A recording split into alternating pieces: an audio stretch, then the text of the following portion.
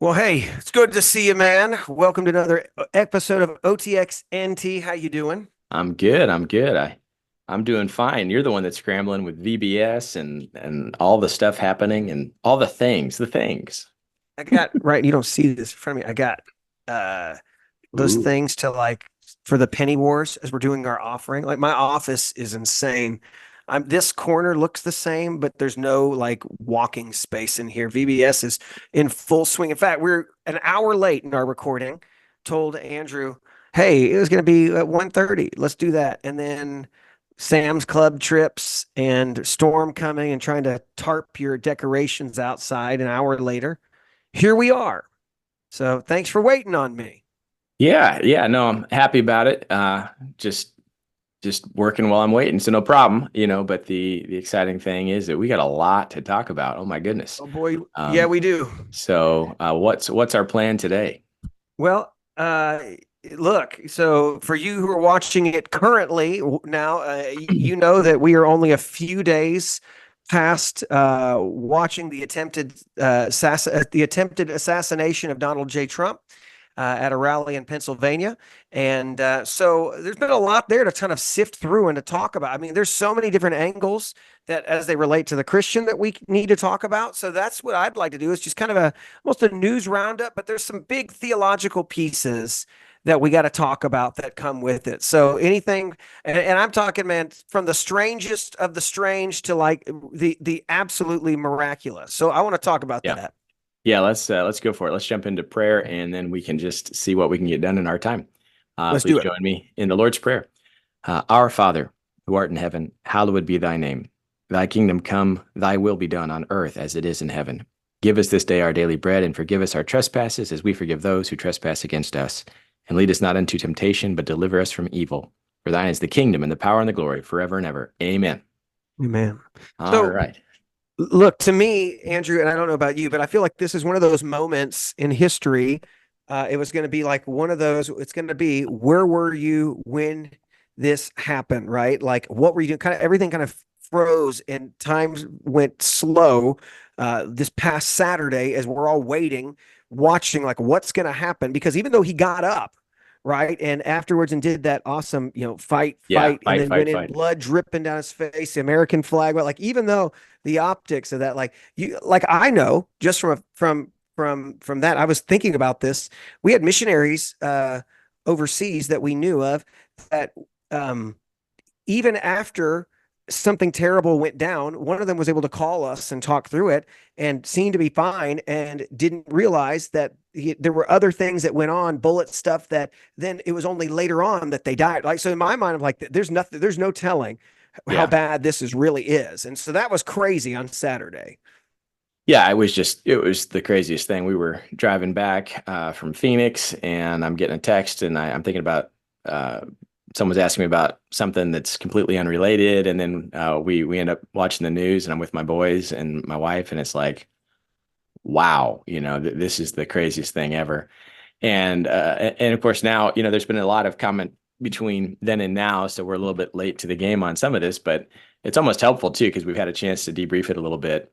But yeah, there was just nothing in my life that can compare to what No, happened. I mean, Trump just doing his thing, and then all of a sudden, they grab the ear, drop it down, and you think, "What? Whoa, what is happening?" And the news media refusing uh, to say the obvious, and whatever.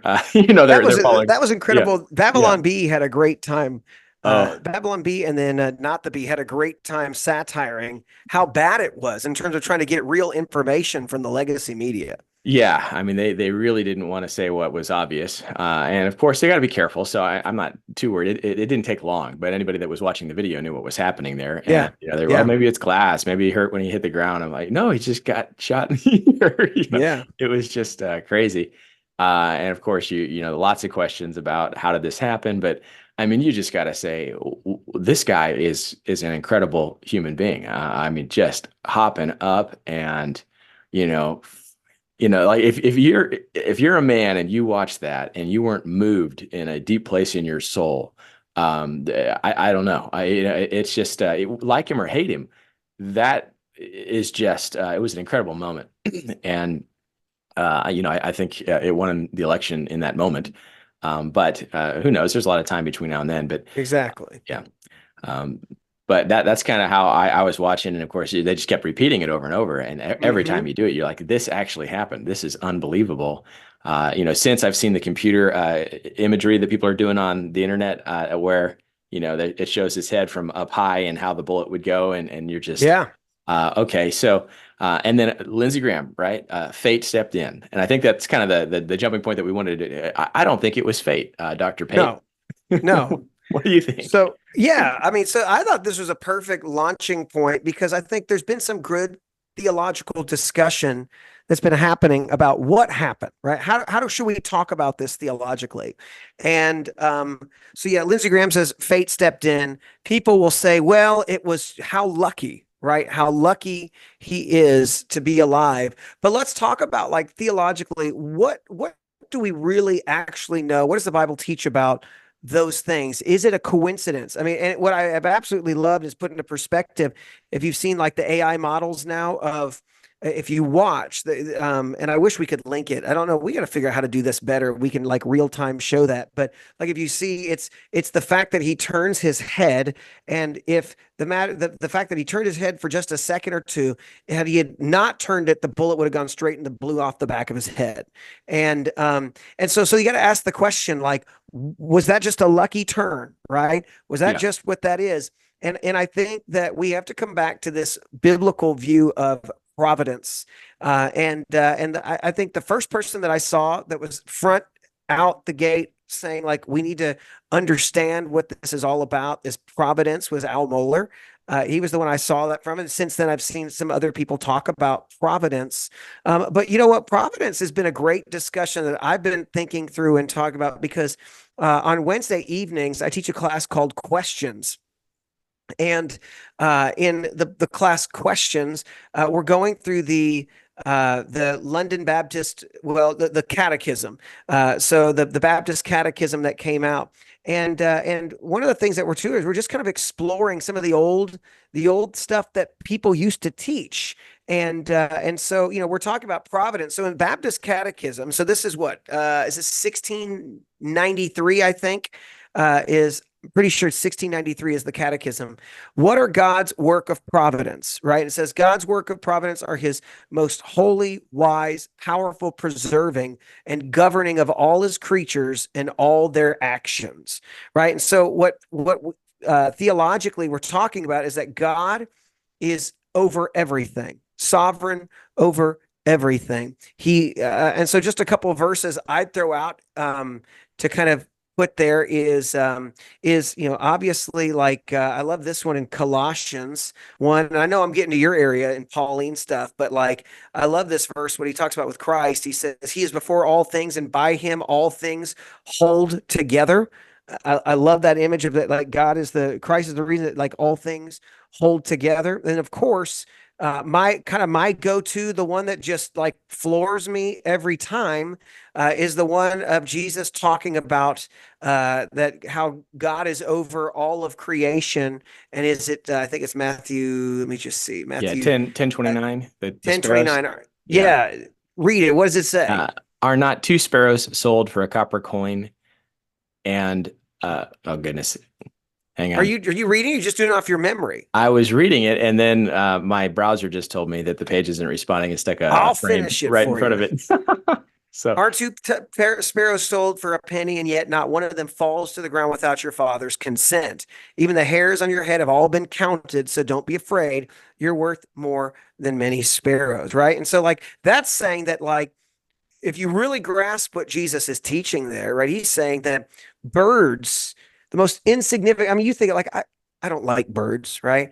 I don't like, but he's saying like even the most kind of like insignificant animals, you know, I don't think he's using that as the most. I'm just saying that they don't fall to the ground without the Father's consent. Meaning he knows when they're going to go, and when they go, it's because he's ready for them to go. Even that's how in control of everything God is. So theologically speaking, and there's tons more verses. I don't know if you have anything you want to contribute to those teaching. But theologically speaking, right? yeah, When God's ready for him to go, he'll have him ready to go. Yes, and I was listening to someone who was trying to make a point. Of course, this is going to be an area where Arminianism and Calvinism and kind of how God chooses to operate that sovereign control uh, will divide camps. But some were saying, if you just think God stepped in this moment to do something miraculous, your view of providence and sovereignty is deficient.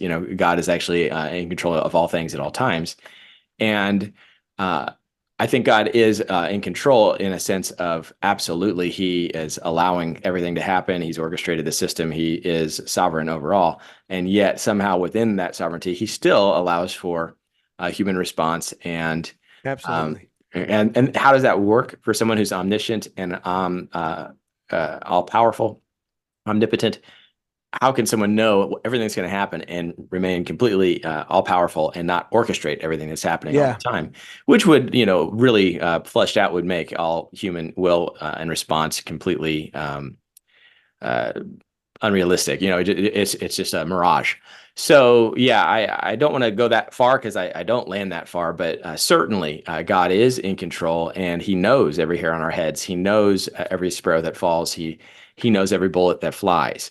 And this should be a moment for all Americans to just praise the Lord that God, in His grace, did not allow that bullet to strike its target because, take the life of Donald Trump because it would have torn our nation absolutely apart in a moment. Yeah. That to me is the gracious act. I don't necessarily want to read too much into the conclusions yet if we're still working through the idea of providence and sovereignty. You got other verses you Yeah. wanted to bring up? Um, Well, I mean, there's plenty more that you could look at when we talk about the idea of providence, right? So, like you'll see, like in Acts 17, let me just do this one. I'll kind of round this one. There's something, but I like Acts 17, what Paul says. Acts 17, I think, what does he say? Come on, software. Uh, he says, man, why did I have the right one? Acts 17, 24 through 25. That's what it is. And so here's what he says in that. He says, the God who made the world and everything in it, he is Lord of heaven and earth. He does not live in shrines made by hands, neither is he served by human hands as though he needed anything, since he himself gives everyone life and breath and all things. I mean, you think about that. That's the idea. So our breath continuously comes from God. It's just this yeah, picture that God is the reason of why we are sustained even still. Now that brings up a lot more, like you had said. Like there's another piece of this that I don't want to wade into today, but the idea of free will, the idea of if God is over all things, what's He doing? But that is one of the things that we yeah, can affirm. So when Paul does say that he causes all things to work to the good for the good of those who are called according to His purpose, right? That is saying that even in the bad, right. right? Even in the bad, He will take those because He is sovereign and He works it according to His own will, right? So that's important Yeah, to keep in mind as well, is that He takes and allows for bad and He will ultimately work it towards His own goods. That's how in control He is. Nothing is outside of His control. And so when I guess when I look at all of this and I can see is um, that it was absolutely God making him move his head. Now, whether he did it or God just put it in his mind to move his head, right, to go look at this thing, God was orchestrating that because God has a purpose. He's not done with him just yet. right, There's right. God has something in mind that He's doing. Now, look, you and I, like we said, we're only a few days out on this. We don't know. It could very well be that something else terrible could happen. It was just that wasn't the day to have it happen. There's like, we don't know in the grand scheme of everything. We're just looking at what we see right now, trying to process this. But I do think that, yes, God allowed for that. Who knows? God may take something like this and work it for the good of our country. It seems like that could very well be that, but it could very well become a completely different direction. All we know right now is it was a good thing for him. And I do think that leads into something else, right? Which is this discussion of, so what would happen? What's going to happen to him? My hope, my prayer is that leads him to the Yeah. same place that we're saying, which is, um, God has spared you for a reason. What are you going to do about it now? Right, right. And what was good, I talked about briefly on Sunday. I didn't want to make the whole service about the context, and at the same time, I didn't want to shrink back and not address it. That's the hard thing as a pastor in situations like this. Everybody in the church is thinking about this, and Yeah. the temptation is to take the focus off of Christ. But I think that this points to Christ, right? And for those that are, well, he just got lucky. Okay, the pictures that have come out as a result of this, it's almost like God is just screaming. Not only did I save his life, I gave him the greatest photo ops of the 21st Yeah. century. Um, and I love the way Doug Wilson responded. Look at that photo again. All right, it was obviously staged, just not by Trump. And of course, his hand Mm. looks like he's almost holding the flag. We have the Secret Service agent. She's too short to cover his body, and of course, we get into a whole thing about Secret Service, and that would be interesting. But Hmm. regardless, their job is to cover his body with their bodies, and she's not capable. But because of that, he's towering over her and holding it up. And he's a tall man. I couldn't cover his body, but Mm. it's an epic photo, and the blood. Um, you couldn't stage that any better than it actually happened. It was just unbelievable. And these are just kind of things to recognize that that's going to be in every history book. That's going to be a moment that's burned into people's minds, and it's just unbelievable. And it's one heck of a coincidence if you don't have a view of providence and sovereignty. Now, the thing that I don't like, and maybe stop me if I'm going too fast, Yeah, go. was all the Twitter stuff about, hey, he was shot at this time at 6:11. We go to the Bible, we go to the next verse, and Yeah, yeah, armor of yeah. God, and all of that stuff is really, I think, a dangerous thing to engage in. And it is kind of interesting. Yes, the armor of God verse would follow, but of course, you got to jump into a book of the Bible. The verse and chapter markings weren't even there until Yeah. centuries after Well, Christ. like Uh, Bible code, pop, yeah, like um, it's quite ignorant. It's not how it was. I mean, yeah. that was like that's coincidence. Cool. But yeah, you're absolutely right. Like you can't do that. You can't just be like, oh, if you just because you remember when the Bible code came out, that was the Yeah. whole thing of like if you just put the numbers in or the name, like like no, that's not how this thing works. No, A and good it passage for sure, but not right, not how that right. works. And I pray that he was wearing the armor of God. And I pray, I quoted the Reagan diary statement after he had survived his assassination attempt. And he basically said, I owe every day from now on to God. And Trump came out with great thanks to God for sparing his life. And I hope that he will then operate with this idea. I think the danger for Christians right now is to say, yeah, I believe that God blessed Trump, spared Trump, and has a purpose for Trump. I don't believe that that means Trump will fulfill that purpose in the positive sense that God desires. And I pray that he does. I think we really need to pray for him right now. And then, it's been very disappointing with the RNC and the direction that Hmm. they've headed. And I feel like you see God step in and do something unbelievable. Just you don't notice when the sparrow falls, but the Father does. This was such a grand entrance of God to prove to us how he is intervening in the affairs of men, to quote Ben Franklin, I believe. And then to turn around and have a Sikh pray into the high places are standing. Yeah. And I would see someone put on Twitter, just remember he wasn't supposed to even be there. And the conspiracies are floating, right? That this might not be him. This could be the RNC. Well, he is the RNC, and I'd like to give him some time to see if he really will turn to Christ and lead with Christ. And the RNC is not the church. I get all that. We can go down that road if we want. But it is kind of one of these things that I see God has done a miraculous work. He has to recognize, and you could see even at watching his reaction on the RNC, he's emotional. There's something that he recognizes, and he's not supposed to be there.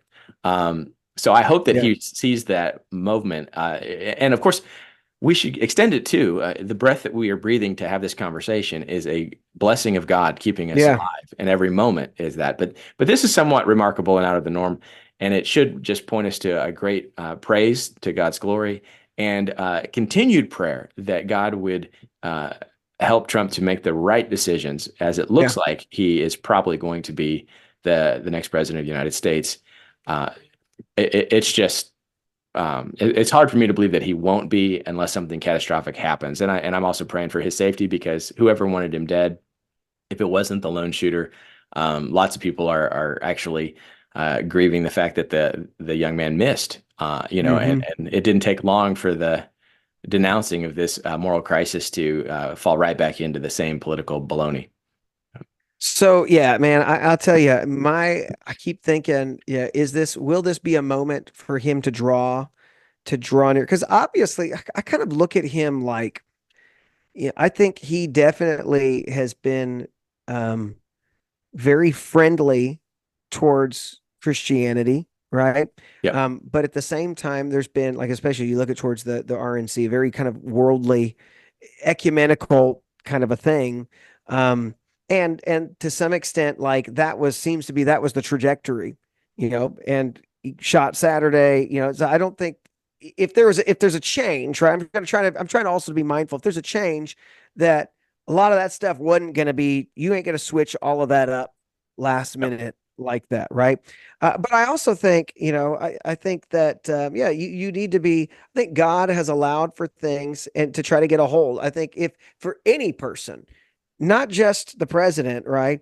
That any person who has an experience like that should stop and say, why was I allowed to live? Yeah. And so my mind goes to like Daniel 4, where it's like Nebuchadnezzar has this dream, and it's at the end of that, like he's so prideful in and of himself, and is like looking at all that he has done and how great he is. And then the words of in Daniel 4:31, while the words were still in the king's mouth, a voice from heaven said, King Nebuchadnezzar, you're to declare that the kingdom has departed. It is declared as the kingdom has been departed from you. You'll be driven away from people to live with the wild animals. You'll feed on the grass like cattle for 7 periods of time until you acknowledge that the Most High is ruler over human kingdoms, and he gives them to anyone he wants, right? Like that idea that like God is over it all and he'll give it to anybody he wants, he'll take it away from anybody that he wants, right? And so you hope that like they have a moment, because even in that story it says, he looks up and has this recognition, right? That he says, I praise the Most High and honored and glorified him who lives forever. His dominion is an everlasting dominion. His kingdom is from generation to generation. All the inhabitants of the earth are counted as nothing. And he does what he wants with the army of heaven, the inhabitants of the earth. There is no one who can block his hand or say to him, what have you done? Now, what I love about that too is people get all worried about, about world events sometimes. And even that has shown us, even those verses there, like God can change things in a moment, right? And Yep. so I'm just looking at this all and saying, I think God's doing something. I don't think Yep. that's that far on a limb to say I think he's doing something and his hand is not going to be thwarted. But the focus is Nebuchadnezzar has to have this humbling, this experience to recognize it's all gone. And my hope is that there's the same thing as that, like a real strong.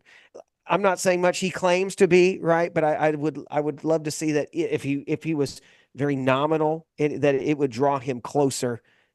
And if not, if it was just kind of name Yep. only, that it would be there you go. So I got another question for rapid fire, some theological stuff for you. All right. Um, you want to finish this? Because I got two other areas I'd like to explore, all connected to this. Yeah, well, I would just reiterate what you're saying, and nobody could watch what happened. No Christian, in my mind, can watch what happened and not see that God spared his life, and there's got to be a purpose. And maybe that purpose only extended so far as to avoid a civil war because many Christians are praying for the nation.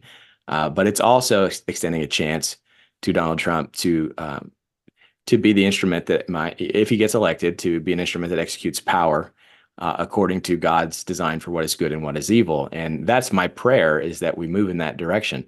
I also pray that Joe Biden will have clarity restored, almost like the Nebuchadnezzar story that you had. I'm not sure how many days our current president is really in full control of his intellect, but I pray that he would fully embrace Christ, and that he would then execute policies in accordance with that belief, because I don't know what's going to happen. Yeah. So we aren't, and this is why the scripture is so important. There's miracles in the Bible. I always love this when we were doing historical theology or historiography, and what's more important, that God parted the Red Sea, or that God told us why he parted the Red Sea, right? Um, And we need revelation to understand God's motives. And so we can't necessarily definitively say, and this is where people are getting dangerous on social media and in certain religious sectors to say this equals that. We don't have a definitive way of knowing exactly what God's going Yeah. to do, like we have in the scriptures. But what we can do is see the hand of God and pray and ask that the best things would happen. But we should be grateful because we were spared, I think, uh, just a terrible time of violent response. If that bullet had taken his life, I think there would have just been horrific violence throughout the land. So at least that didn't happen. Yeah. And I'm very optimistic for what he could do. And so I think that's exciting. I think it's also something else to say and to kind of close this is how much God is sparing things that we don't even have any clue of, right? Like, God knows the potential for what could be. And that's something I'm actually preaching on this on Sunday. It's in Exodus 13. I think it's verse 17, 18 area where it talks about he doesn't send Israel up to just up into Canaan because the Philistines were there. And if they saw war, they would want to go back. Like he knows what they would do if this happened, right? And so he knows scenarios and possibilities, all possibilities. That's kind of like if you want to get that's like the to me like that Molinist kind of thing of right, like Yeah. every possibility of everything. Like it's just interesting to think about. But anyways, okay, so I want to move to kind of a little bit more of a lightning round, lighthearted thing if you want to do this, all connected to this. All right. All right. All right. So I don't know if you've also seen connected to all of this, the modern day kind of like charismatic prophets talking about the assassination. Have you seen some of these videos? Uh, God in his grace has not put many of those in my feed. So Oh I'm man. Oh man. excited. Okay. So here's the deal. I know I what you're warned talking my about, though. congregation. What was that? I know what you're talking about because, there's the fireman prophecies that are all the prophecies that came up in the first round, you Yeah. Well, know. so I warned my church group about this, about like get ready because as we get towards election, all the prophets and the dreamers are going to come out and they're going to say, and then I don't get it. Like, why is it that some of these people, they don't have like, they're not accurate most of the time. And yet people continue to listen to them. So a couple that I saw, kind of come through. One is a guy who's just saying, hey, there's going to be an attempt. He's, on his life, and we just need to be ready for that. And God's going to thwart it, though. And that was just very vague, and that's old. But the most recent one that I saw come down and make its rounds on Twitter or X was the guy. It's about 3 months ago. There was kind of a charismatic uh, uh, prophet guy, and he said that in his dream, um, Donald Trump speaking, and bullet shot towards his head, and it blew up his eardrum, and he goes to the ground, blood, on the ground in his ear, and drops. And as he's dropped, he says he's praising the Lord and all of that, and gets radically saved. So that one resurfaced recently, apparently, because of it. It's a fairly interesting one of like, okay, well, maybe it's like, I guess there's some little bit of grace in that. Like, I don't know what happened to his eardrum. I don't know about that, but here's this guy saying he sees something happen to him, hits his ear, drops down, and has this conversion, right? And so like people are sending this around. I've seen this and like, it's true. And I guess, look, here's the deal. You want to just be careful with this stuff. Because I don't know how accurate that truly is. I think, if you were going to have a vision that somebody was going to be assassinated and they're going to go for a headshot, right? Um, and survive. Yeah, I mean, I guess you could say they got a headshot and they survived, or I guess the ear. I mean, so like I want to be Yeah. careful with that. I don't put a lot of stock into that, but that's one I've seen. I just don't think that that's. I don't know. Do you ever get sucked into those things too, man? Of like the every now and then, you're like, I don't know, could be, but it just seems Yeah. too weird to me. Uh, yeah, I mean, I've got a little Baptist-costal in me. Yeah, And so I want to say God can do whatever God wants to do. And if he chooses to reveal mysteries and visions in such ways, he can. And he didn't say that he never would. yeah, I usually try to figure out, okay, so he gave you this prophecy, but to what end? Yeah. Because basically the prophecy would validate the messenger or the prophet. Yeah. And of course, it wasn't 100% accurate if there's no blown eardrum or something. But you could just Exactly. say, I saw this in my dream and he misinterpreted it. And we Yeah. did something about this, I think, where we talked about the capacity to misinterpret, which is Yeah. why we've got to be really careful about these things. I don't want to grieve the Holy Spirit and give something to a demonic force that actually is of God. I just Yeah. think I got to be real careful. But and I would also want our people to be really careful because most of this stuff it's the end to the what end is, hey, this guy got it, hooray. Well, was there then a voice that said, and this is what I'm going to do with my servant, through this conversion? I don't know. Are we all supposed to believe that Trump now has fully embraced Christ at a level that was not known before, and he's going to just Yeah. be our champion? We hope for that. Um, but I don't know that I know that to be true. What I feel like right now is that they needed to prove his Christian bona fides when he ran the first time, and they needed Pence, and they needed other people to help us think that this guy actually was truly saved. And then they assume that the Christian audience right now is so in the tank that we recognize if the Republicans don't win, the left is jumped the shark on so many things that we have to vote Republican. And so Yeah. now they're reaching out to constituencies that really are opposed to Christian belief to make a broader tent. This takes us kind of beyond our discussion for the day, but uh, at some point in time, if this is if there was this amazing conversion experience, we are going to see him step in and not just name God, but name the name of Jesus, and not just have a generic "I'm here and we're going to fix the borders," but some sort of grander purpose. Because when he goes on from this life, the borders are fairly meaningless, right? So what's more important than the American border situation is the American soul, and I'd like to see him start speaking toward that but I don't want to get too excited too soon. I don't know what's going to happen, but I Yeah. do get nervous about these. And then what's the motivation? And I don't want to I don't want to condemn something that might be Yeah. possible. But I'm Well, usually fairly skeptical of these things as a starting point. Um, I am too. And I think you can always discount the ones that like it's always the angle of come to me and sow a seed, right? Those people are like you can tell. The others you're like I don't know. I don't know what the point is if it's just kind of a anyways. Okay, that's lightning. That's first one. okay. Second one. Okay. Questions inevitably I've gotten already too. Your thoughts on is the is the shooting of his ear connected to Revelation 13 of the beast's fatal head wound, um, and that this is the mark, right, that shows that he was dead and should have been dead. That kind of, what are your thoughts on that? Huh? Okay. I actually had a discussion with a family member recently, and we were talking about someone wondering if Trump was the Antichrist. And then this happened, and that was the first joke that was made. Another family member was asking if Trump was the Antichrist, and I was talking to the one that relayed this to me. It's like, well, there you go. Yeah, The head wound that has been healed. I think this is not likely that because one, I'm not sure that that even has anything to do with the future. That might be past if you got a preterist view of some things.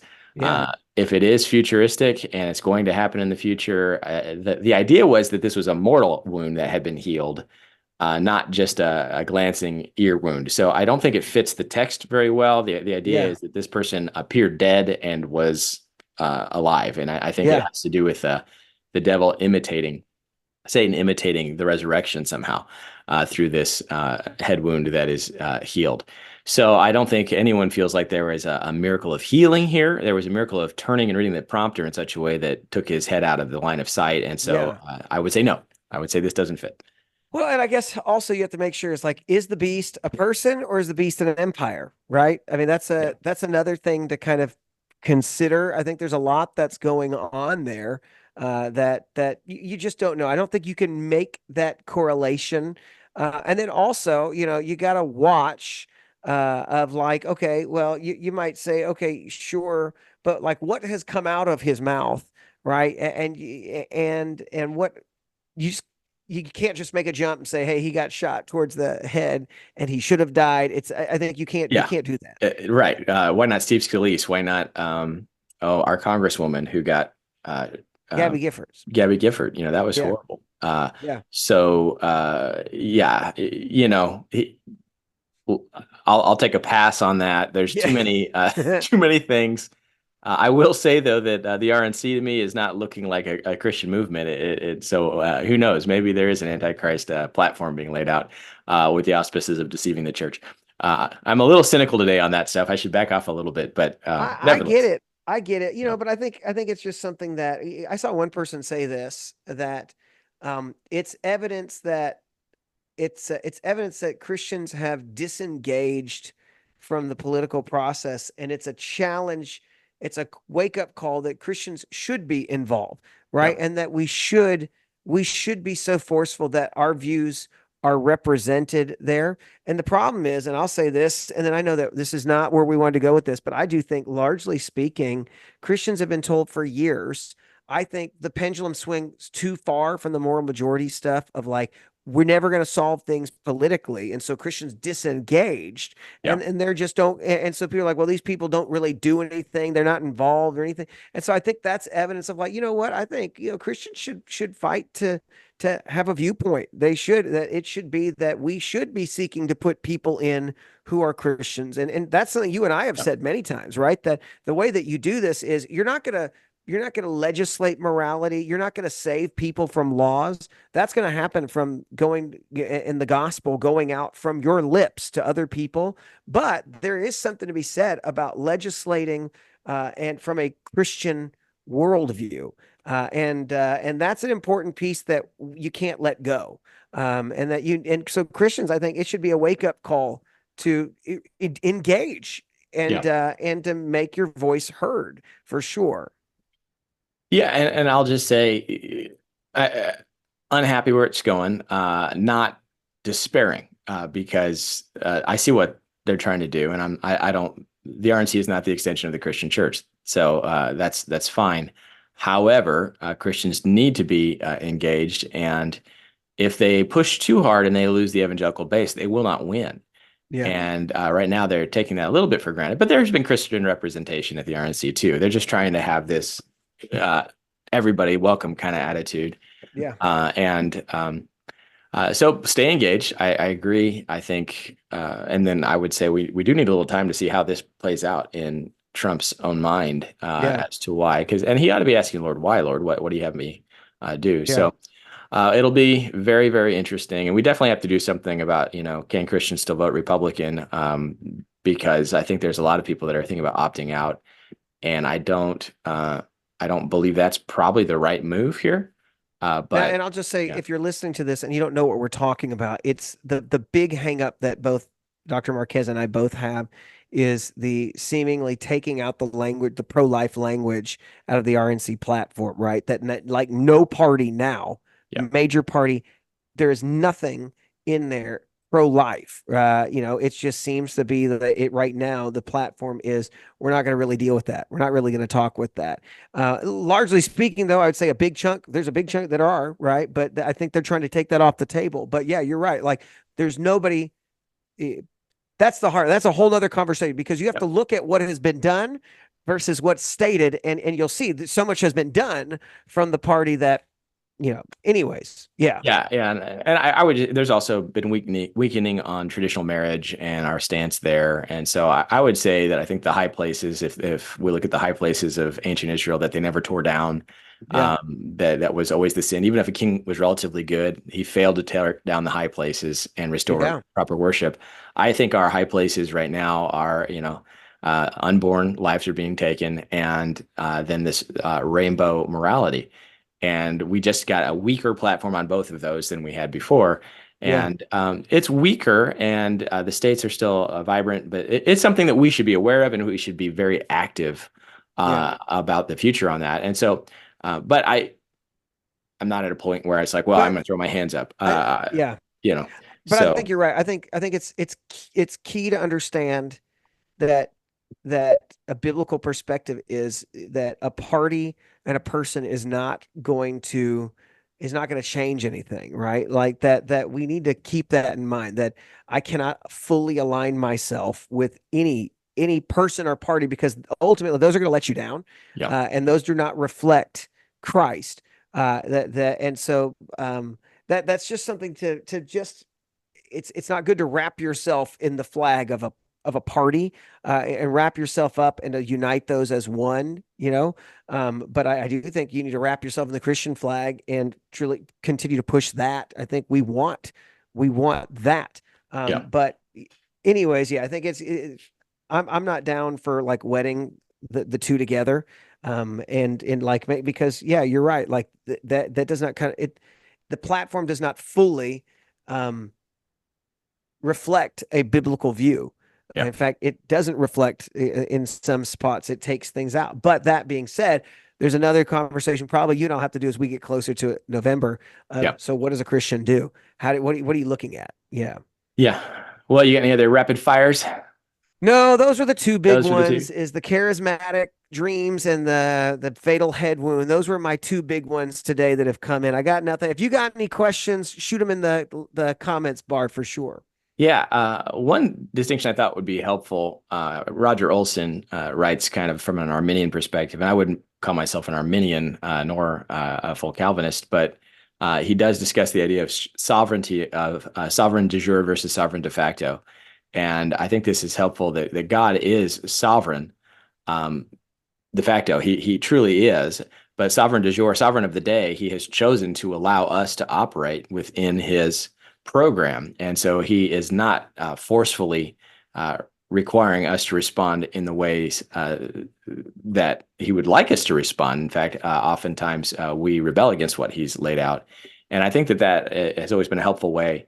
But when you do see something so remarkable as what we saw with this failed attempt, I mean, multiple rounds. It wasn't just the one round that missed; all of the other rounds Yeah, missed, you're absolutely and right. it's just it's an incredible moment, and it should get us, I think, excited about the future and the fact that we were spared a terrible tragedy, and now let's do the work. I see. I mentioned it before we started. I've really been drawn to Jeroboam, and God gave him a plan and a kingdom, and He said, "Now go do what's right." And Jeroboam did not, and it was a Yeah. very sad deal.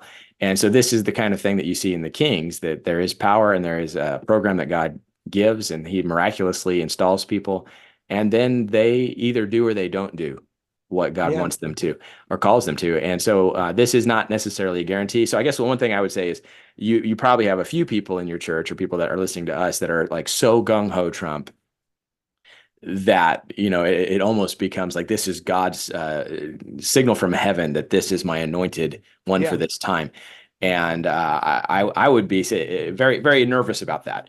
But I do think that you can't miss that God has done something remarkable. But I mean, how do you respond to that idea of it's undisputable now that Trump is the Yeah. guy? Well, I just think you say it's undisputable that God has done something, right? What you don't know is what is that something. So everybody needs to be meditating on the fact that he should be dead, but he's not, right? And he definitely needs to be. But for Christians, you have to get back to, I don't know what it is that he's doing. I don't know what God's, but I can't go much further than the fact that God had him survive today, right?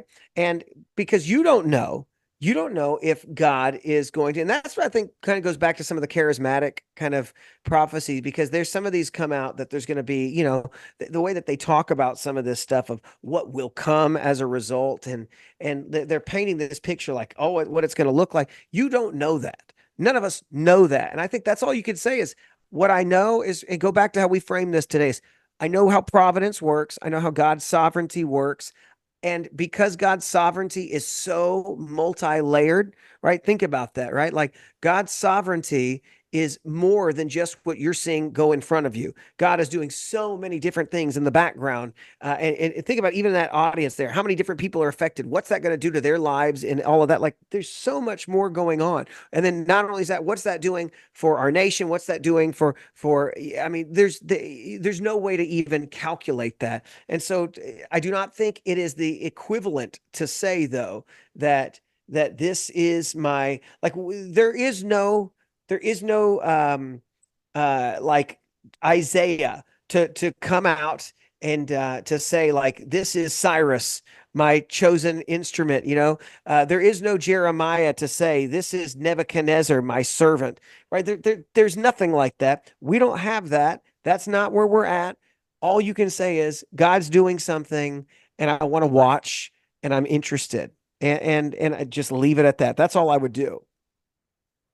And so, yeah, I also think in the midst of all of this, we don't want to forget that uh, there was death, that there was a man who was killed. I think Corey Comparator. He dove in front of his family and he took a bullet, I think, to the head. And when you talk about providence and God's sovereignty, what does that mean for this family, right? Yeah. That, oh, so God turned the bullet into someone else, and I don't think that that's what I'm hearing people say. But the reality is that there was a tragic evil, and this man died in a act of heroism, shielding his family from harm, which is what the job of a man is. And he, should be praised for that. And we should pray for that family as well Yeah. in the midst of this. And I think there are others that are injured. I don't know the full report to this date of what we've got going on, but there's still a lot going on. I think the other piece in that Mueller article that I really think was helpful is the concept of morality. All of a sudden, for at least like an hour, everybody had a moral understanding of what was right and wrong in the world. Yeah. And of course, that's evidence of God, So not only did God do something miraculous that says, wow, but also there was a universal response of condemnation and that we don't want this type of thing and that this is evil. And that's an important temperature to take of American populace. Do you trust in God? Do you trust in the God of the universe? And do you understand that your ability to recognize right and wrong and good and evil is a pointer to God? And I think that there's a good opportunity for us to take this not as God hath ordained Trump for this purpose, and rather say God has shown himself in a mighty way. And Yeah. what this should be cause for all of us is repent. Yeah. Whatever you do, we know the right answer for this is we need to repent. We need to be praying. We need to trust God, and we need to, as a nation, turn to Him.